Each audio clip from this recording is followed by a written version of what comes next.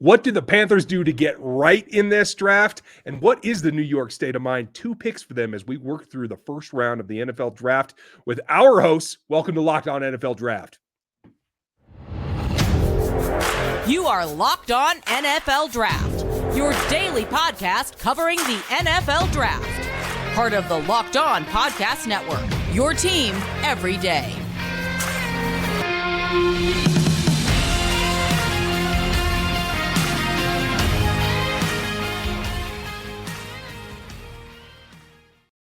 Welcome to another episode of the Locked On NFL Draft Show. I am your host, former NFL and AFL defensive back Eric Crocker, and of course, as always, I'm joined by my co-host Ryan Tracy. Here's Ryan Tracy, Rogue Analytics. Make sure you check out everything that he's doing with that. You also can follow him on Twitter at Ryan Tracy NFL. Also can follow me on Twitter at Eric_Crocker. We want to thank you for making us your first listen of the day.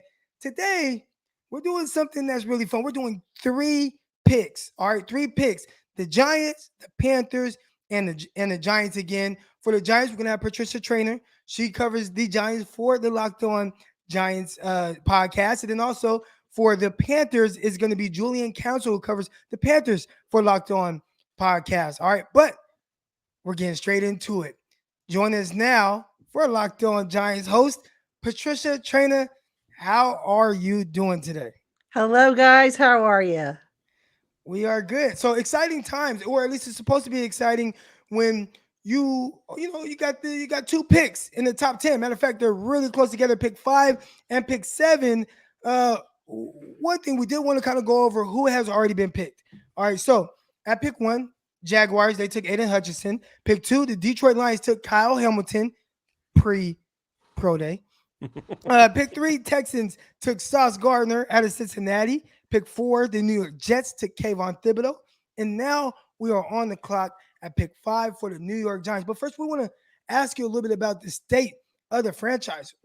Where are they? How are the spirits in New York? Or is everyone optimistic? Just drafted Daniel Jones a few years ago. It feels like some people are kind of jumping off the bridge and they don't want him. They're abandoning him. But how do you feel about where this is headed after, the firing of Dave Gettleman?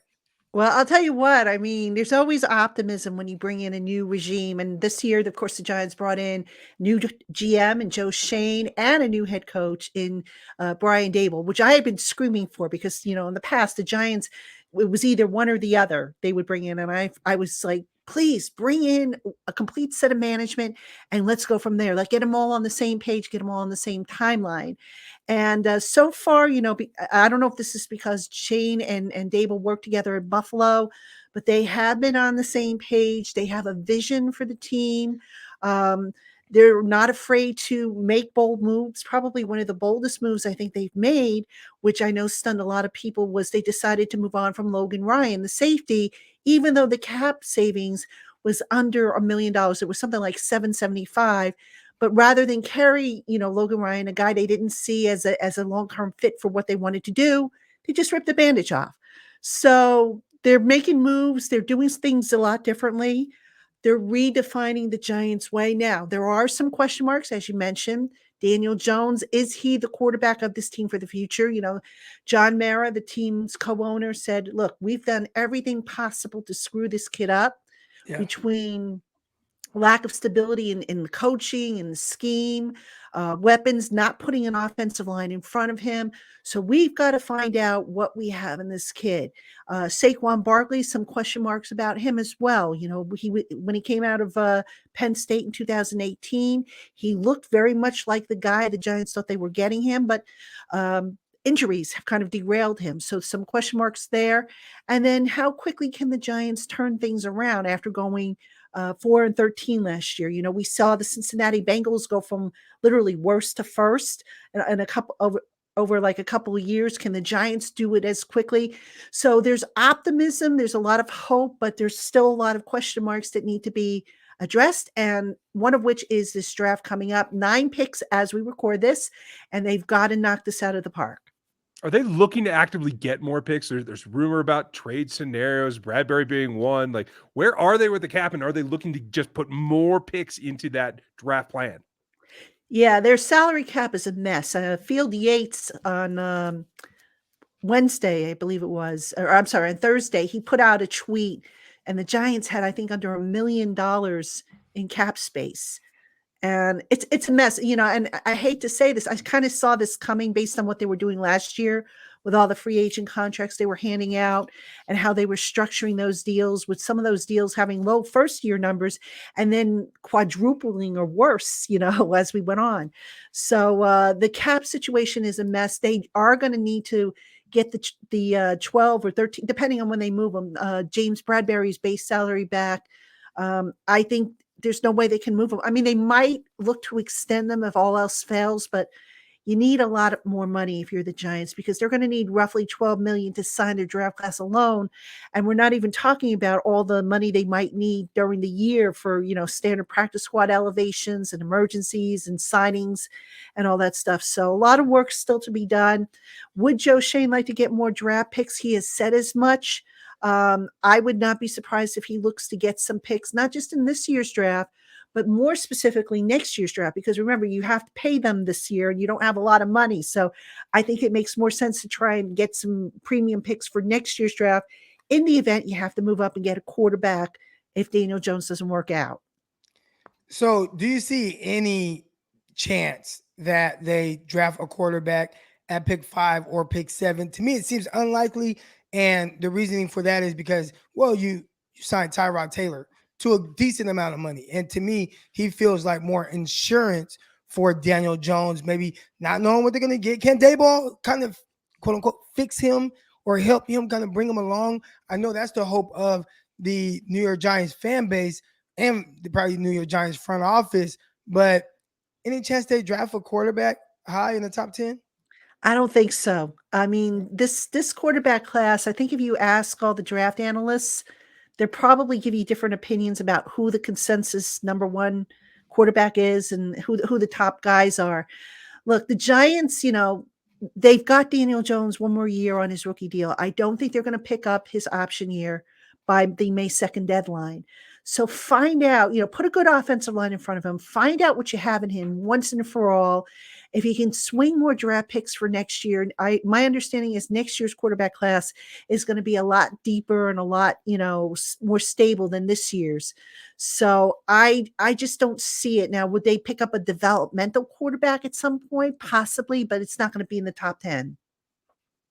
All right, so you're on the clock now. With the 5th pick in the 2022 NFL Draft, who are the New York Giants selecting? Offensive line, baby. We got to go offensive line. I mean, is there any doubt? If I don't say that, I'm going to have to turn in my membership to Giants country here. Yeah. No, seriously. I'm going with Alabama offensive tackle Evan Neal. So you look at what the Giants have done in free agency so far. They signed a bunch of interior offensive linemen, veteran offensive linemen, so that they have flexibility, whether they've already said John Feliciano, who was a cap cut from Buffalo, he's going to be their center. They signed Mark Lewinsky. He's going to be one of their starting guards. Lewinsky coming over from the Colts.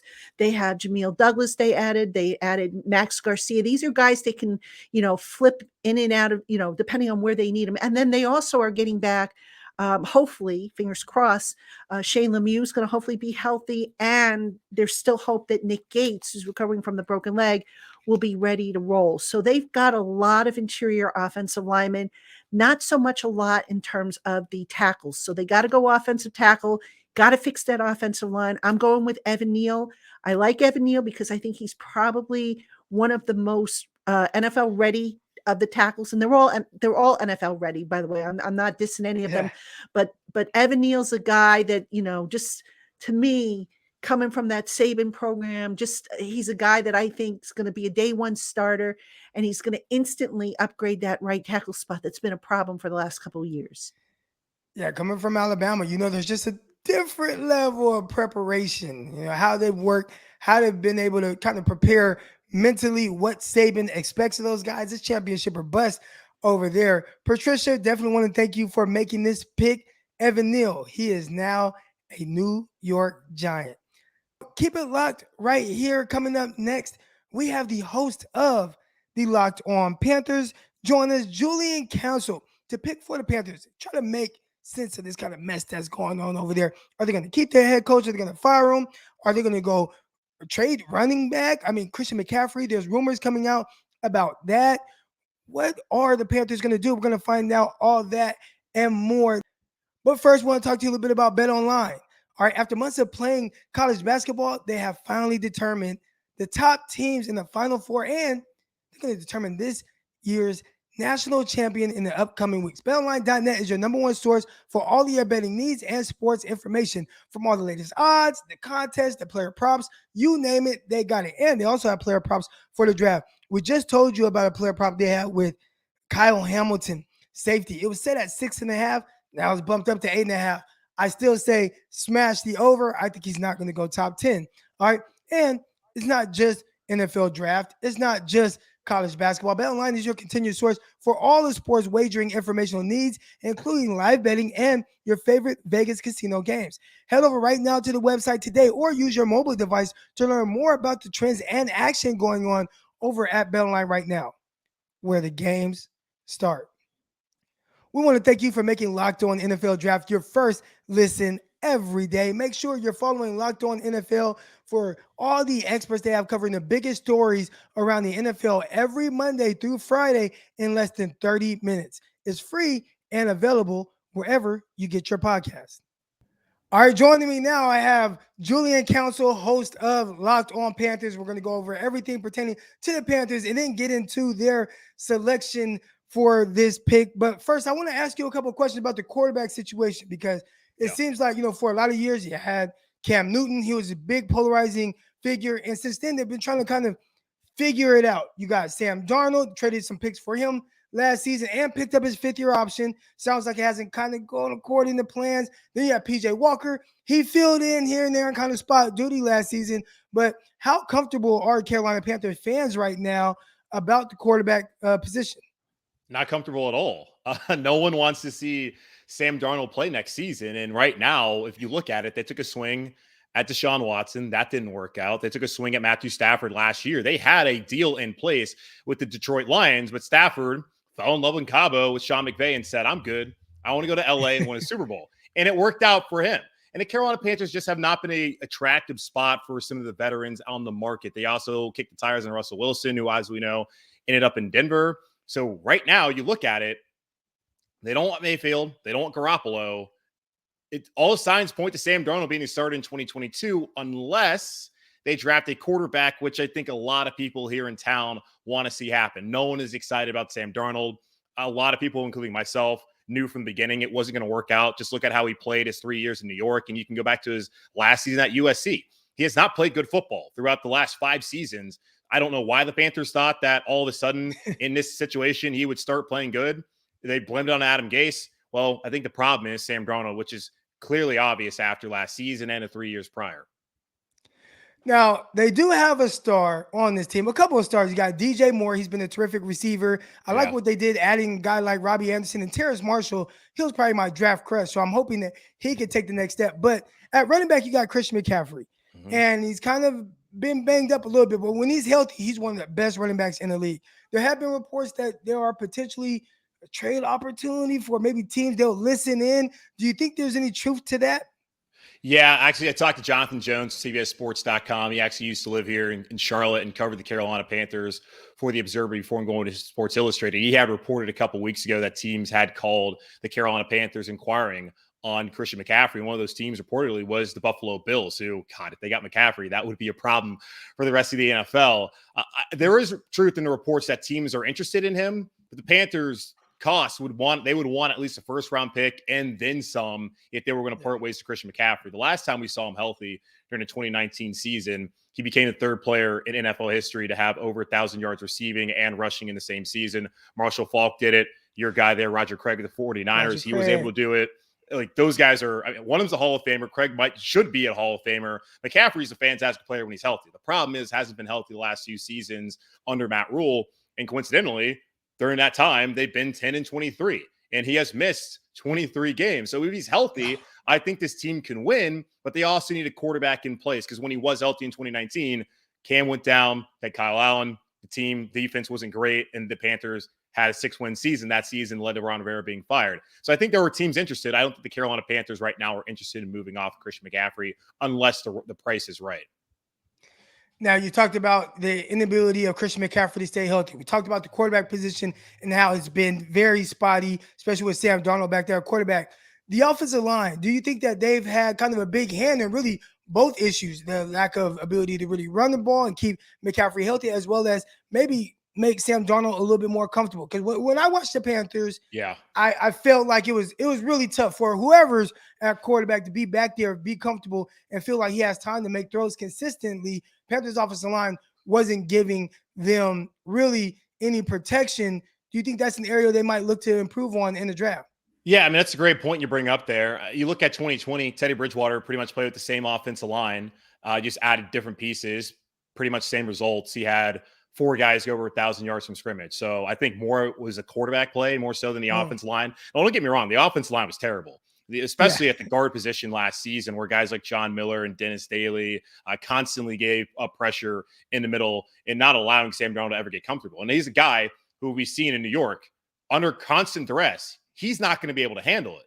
So if you can't handle it, you need to find an offensive line that can protect him. And that goes with anybody out there. Cam Newton struggled with them in the brief stint that he had here in Carolina last season. And if a rookie's going to come in or they're going to get a new quarterback, you want to have them set up for success. I think so far throughout free agency, they've done that, bringing in Bradley Bozeman, who will compete at left guard and at center against Pat Elflein. They also brought in Austin Corbett, who's going to start at right guard after he just started the Super Bowl last year for the Los Angeles Rams. So you got those that set up. Now, left tackle is the main position that we're looking at here in Carolina. Ever since Jordan Gross retired after the 2014 season, we have been begging this team to go out there and find a left tackle. They're going, I think, the 10th year in a row with a different starter at left tackle, presumably. And that's just not sustainable. They have to find someone to play at the blind side. So I think at 6, they would love for it to be Evan Neal if he falls there, or if it's Ekwonu from NC State, who's also a local kid from the Charlotte area, or Charles Cross, Trevor Penning. They want a left tackle. They need to get a left tackle. They're comfortable with Brady Christensen, who they drafted in the 3rd round last year at BYU, and they think that he can play that position if need be. But I would rather, and Scott Fitterer, the general manager in Carolina, also said, if there's a guy right there who can play that spot for the next 8-10 years, we're not going to pass up on him. And that's my hope as someone who's been beating the door for years, begging to get a left tackle. Like everyone's like, oh, we need a quarterback. We need an edge rusher. Can we please get someone to protect and get these big uglies coming off the edge away from our quarterback before you want to put somebody back there to get killed? So that's my hope that they do. And that's something that I'm sure they want to do at 6. You know, you talked a little bit about like some people wanting that edge rusher, and you have a guy like Gross Models. Obviously, we know what Brian Burns is, and he's a terrific talent there. But Gross Models, is he giving enough help on the opposite side of Brian Burns? Talking about a guy last year, 3.5 sacks. I don't know how consistently he was on the field, but with the loaded really kind of draft as it pertains to edge rushers in this class, especially where the Panthers would be picking, do you think that maybe that could be a direction they go in? But of course, later we'll get your pick on who you would take. Yeah, it could be. Absolutely. And I know I've seen Mel Kiper Jr. mock Trayvon Walker from Georgia as someone the Panthers could take there at 6, especially as they were a team that really struggled against the run last season. Now, they were great getting after the passer with Brian Burns and Hassan Reddick, who's now a Philadelphia Eagle last season. And Gross Matos had 2.5 sacks in their loss up in Buffalo later on in that season. That's not going to really be a concern, but can they stop the run? Can they find someone who can set the edge? Scott Fitterer said, the Panthers general manager, at exit interviews following week 18, that he would love to have somebody who's about 285 who can set the edge and help them stop the run. Maybe that could be Gross Matos, who I think has done a pretty good job. Last season, he was more of a role player. His rookie year in 2020, when he was drafted in the 2nd round out of Penn State, he had a lot of injuries. So he hasn't had an opportunity. I think he's going to get an opportunity this year to be a starter, especially after the Panthers cut Morgan Fox, who was up in Los Angeles previously and didn't really live up to the 6 sacks that he had during the 2020 season last season. So I think edge rusher at defensive end spot could be something that they want to do. And the production they're going to lose from Hassan Reddick's 11 sacks, they're going to try and make it up with Frankie Louvu, who was a surprise after coming in free agency from New York, thought more as a special teams guy where he performed well after coming here from the Jets. But now he's going to get an opportunity to start. Same thing with Marquise Haynes, who they drafted a couple years ago out of Ole Miss. He's been a serviceable rotational pass rusher. But they could use somebody more at the stand-up outside linebacker spot in Phil Snow's defense if they do feel like that makes sense for them at 6. I like it. Julian Council, host of Locked On Panthers, joining us right now. And now I'm putting you on the spot with the number 6 overall pick in the 2022 draft. Who are the Carolina Panthers drafting? I feel pretty confident. Now, you see, you got 3 guys on the board that the Panthers want, and that's coming out from reports from Ellis Williams from the Charlotte Observer that they would like to either have Evan Neal, Ekwonu, or Malik Willis. If one of those guys is sitting at 6, that's the pick for the Carolina Panthers. They will not trade back in that situation. But it comes down to those 3. If they're available right now in this mock draft, I personally would like to see them go left tackle, but I think they're going to go quarterback Malik Willis. They looked at the pro day guys a couple weeks ago. They looked at Pickett on Monday, Willis on Tuesday up at Liberty, and then on Wednesday headed down to Oxford, one of the greatest college towns out there, to check out Matt Corral. And they said that their draft order changed. And it's very obvious who the top guy was prior to that. Kenny Pickett was once committed to Matt Rule before Rule took the job at Baylor. He ends up at Pitt. Also, David Tepper, who's from Pittsburgh, former minority owner of the Pittsburgh Steelers, booth at the University of Pittsburgh. That's a guy that they want to have here in Charlotte. But after seeing Malik Willis and his effervescent personality, the arm strength, and how that ball comes off his hands, and just the leadership that he showed in that pro day, I think he's now the pick for the Carolina Panthers at 6, especially in this mock draft where all 3 of those guys are available. So at the 6th overall pick, the Carolina Panthers select Malik Willis, quarterback, Liberty. I got it. Panthers got their long-term quarterback, first quarterback taken in the first round. Yeah. Fingers crossed. We'll see. We'll see. It's a crapshoot. It's a crapshoot, man. All right, Julian. Appreciate you coming on. Yeah, absolutely. All right. When we come back, we will meet with the New York Giants once again. They are on the clock at pick 7 overall. Stay tuned for that. All right, guys. This is that time of the year. Most people have given up on their New Year's resolutions. I almost did, but instead of reaching for that Reese's peanut butter cup, nah, man, I don't eat the Reese's. I eat a Built Bar. All right, I'm sticking with my New Year's resolution this year, and Built Bar is making that possible, especially with the Puffs. And if you haven't tried the Puffs, you are missing out. It's the best tasting, not just Built Bar that they have, it's the best tasting protein bar that they have. All right, Puffs are the first ever protein-infused marshmallow. They are fluffy. They are marshmallowy. They are not just a protein bar. They are a treat and covered in 100% real chocolate. Puffs are a fan favorite, and they have some incredible flavors. Yummy Yosemite churro, coconut marshmallow, banana cream pie. They are all so good. I promise you they're going to be your new favorite protein bar as well. All Built Bars are covered in 100% real chocolate, and yes, that includes the Built Bar Puffs as well, 100% real chocolate.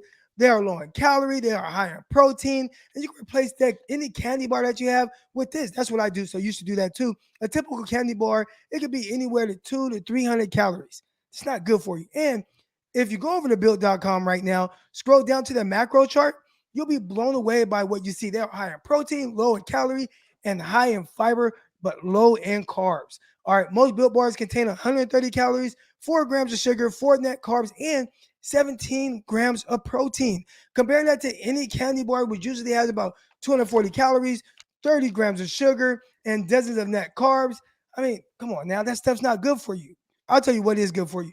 The flavors they have: mint brownie, coconut almond, and they're always adding new flavors. They have white chocolate cookies and cream that they just added. They are all delicious, and they're coming out with new flavors all the time. At Built Bar, they worry about the taste first. They want to make it taste delicious for people like me who like to snack on things. And then they figure out how to make it healthy for people like me who are trying to stay healthy. I'm trying to figure it out, y'all. All right, go right now to Built.com. Use promo code LOCK15 and get 15% off of your order. All right, use promo code LOCK15 for 15% off at Built.com. Back on the clock, we have the New York Giants picking 7th overall. And, of course, we have Patricia Traina back to pick for the New York Giants. So we kind of set the stage on where they're at. We like what you did at pick 5, taking Evan Neal, really working to protect your quarterback, doing everything possible to help this guy before you just kind of cast him off and cut him or whatever they're going to do with Daniel Jones. I'm curious to see if they end up picking up the 5th-year option. But you work to protect him with Evan Neal. What are you doing at pick 7? I'll tell you what, a couple of guys I wanted to pick 7, they are off the board. I was looking at Sauce Gardner off the board because I don't think James Bradbury is going to be around much longer, as we discussed in the other segment. Thibodeau was a guy that I really like, But you know what? I'm going to stay on the defensive side of the ball, and I am going to go with Georgia's defensive end, Trayvon Walker. Okay, I like it. So why Trayvon Walker? All right, so a couple of things here. Number one, even though I know this is a deep draft class, I think Trayvon Walker can be the missing piece, the Batman pass rusher that the Giants haven't really had since Jason Pierre-Paul. I mean, they have gone a long time since they have had a guy that I consider a Batman pass rusher, a guy who can, draw double teams and create, havoc and make offensive coordinators think about him. Now, they did draft Azeez Ojulari last year in the second round. He's a very promising pick. I have not given up on him. I think he can develop into maybe a Batman in making. They picked up Quincy Roche off of waivers from the Steelers last year. He's a guy I'm encouraged by. We still need to see more of Ellerson Smith, who was their fourth round pick. Didn't get to play a lot last year because of injuries and whatnot, but he was kind of raw anyway. And they also have a couple of holdovers from their linebacker core. They had Carter Coughlin, who they play primarily as an inside linebacker, but he can rush the passer, and a little bit from Cam Brown, who's more of a special teamers, but he shows some pass rushing ability. So I want a pass rusher. I want a guy who is going to make offensive coordinators sit there and think, good Lord, how am I going to stop these guys? Am I going to pick Ojulari or am I going to pick the guy on the other side? I think with Trayvon Walker, you can stand him up. You can put his hand in the dirt. You can move him all over the place. If you're Wink Martindale, who likes to be aggressive, his defense is always aggressive. This is a guy that I think is going to fit nicely in with what he wants to do. And I know a lot of people say, well, what about the back end of the defense? They'll address that. I'm fairly certain they'll address that. And they also have some guys on the back end of the defense that, we could talk about that I think people are forgetting about. But let's get a Batman pass rusher in there. And I think, Walker coming from that Georgia Bulldog defense, which is loaded, by the way. You talk about the Alabama defense, the Alabama team being loaded. The Georgia team is loaded. So that's my pick. I like that. I am Trayvon. I can't even do the voice right for Batman, but it says a lot, right? I like the fit, and I'll tell you, I'll take the analogy one step closer because I like the utility belt that he wears. He's got a little bit of everything. He can take on those doubles, play head up on the tackles. He can go outside, and I have faith that he can go outside successfully and put together some better hand usage and become a true edge as well. I think that utility is a great value. I didn't think you were going to go there. I like the concept of building both sides of the trenches for the New York Giants, though. And I think that's a really interesting pick, Crock. Tell me what you got. Well, I mean, I like it because, I mean, if we look back on the Giants, right, and what made them good, even in their Super Bowl runs, man, it was that defensive line, right? It was that identity. And I think they've kind of gotten away from that a little bit. They lost guys like Strahan, Tuck, O.C. Umenyiora. Like, all those guys, I feel like were pivotal. I remember watching on TV, and I was a youngster at this time, but Tom Brady laughed at the thought that they would hold him to like less than 17 points. And they had that high-flying offense with Randy Moss and those guys. And the Giants defense, I mean, they were confident with what they were going to do. And they were like, man, we're going to shut that team down. Tom Brady laughed, and the Giants got the last laugh. But I think a lot of it was predicated on that defensive line. So it's nice to see them have a pick like this, Trayvon Walker, a guy where they can get back to their roots and their identity of what made them successful in the first place. Good point, too. And that's something I say a lot when people say, what did the Giants need? And again, I'm not discounting the fact that you need protection on the back end. You need guys that can hold your coverage. But absolutely, 2007, 2011, I covered both of those Super Bowl teams. And what did they have? They had a 3-deep edge rusher, Strahan, Tuck, Umenyiora in 2007. Then they had Tuck, JPP, and Umenyiora in 2011. You need at least 3 pass rushers. You want to be able to bring in, as many pass rushers as you can. Bring the heat. Steve Spagnuolo used to call it their 4 aces package. And it was something to behold. It was a sight to behold. And the Giants have gotten away from that. They haven't really had a solid homegrown pass rusher since Jason Pierre-Paul. They've tried. haven't quite worked out. They've had to go take mulligans on, free agents. They tried with Marcus Golden, Olivier Vernon, guys that unfortunately, didn't last for the long term. So it's time to replant the seed and get some homegrown talent in there. Ojulari's a great start. I want to see them maybe get another first round pick because they haven't taken a edge rusher in the first round since JPP, if I'm not mistaken. I never saw Trayvon do backflips, but I'd be interested to see him try. Well, he gets picked number 7 overall. He might just attempt he might. one. Exactly. All right, Patricia, we definitely want to thank you for coming on. 2 picks for the New York Giants. That's Evan Neal, Alabama offensive tackle, and Trayvon Walker, Giants defensive end now. Thank you for coming on, Patricia. Thanks. All right, that's going to do it for this episode of Locked On NFL Draft. We want to thank you for making us your first listen of the day. And for your second listen of the day, got Locked On Chiefs. Heck, we got Locked On Chiefs. We got Locked On Panthers. We got Locked On Giants. And, of course, Locked On 49ers. Keep it locked right here. We got picks 8, 9, and 10 coming up later next week. Firing through this first round. Hope we get the pick right for your team. But that'll do it. We are out. Peace.